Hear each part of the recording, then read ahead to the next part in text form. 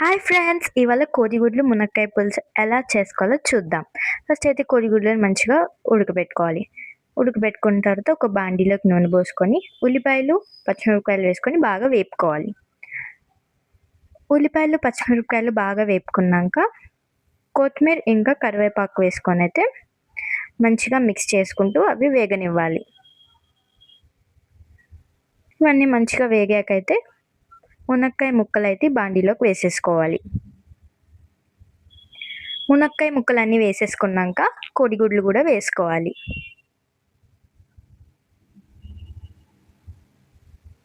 ఉడకబెట్టిన కోడిగుడ్లు అన్నీ వేసుకున్నాకైతే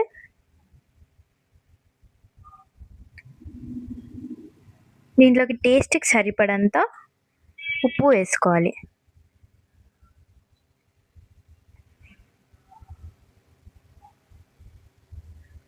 ఒక టేబుల్ స్పూన్ పసుపు, మనకు సరిపడంత కారం వేసుకోవాలి.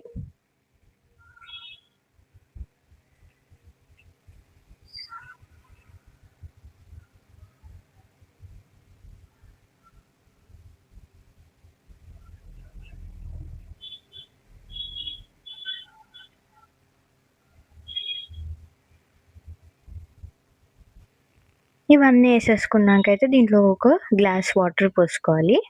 దాని తర్వాత ఇలా మంచిగా మనము చింతపండు, టమాటో రసం మంచిగా ఇలా తీసుకున్న ఈ రసము బాండీలోకి అయితే వేసుకోవాలి.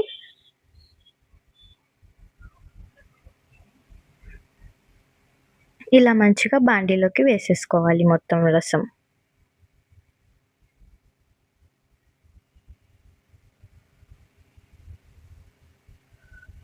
ఒకవేళ మనకి పులుసు ఇంకా ఎక్కువ కావాలనుకుంటే మళ్ళీ దాంట్లోకైతే ఇంకా కొంచెం వాటర్ పోసుకొనైతే మళ్ళీ ఆ రసం తీసుకొనైతే బాండీలోకి వేసేసుకోవచ్చు, పులుసు ఎక్కువ కావాలనుకుంటే.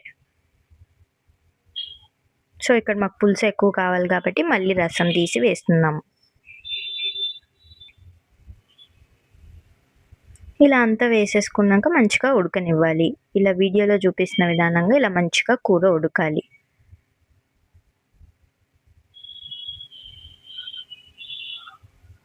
ఇలా మంచిగా ఉడికిన తర్వాత అయితే స్టవ్ ఆఫ్ చేసుకోవాలి.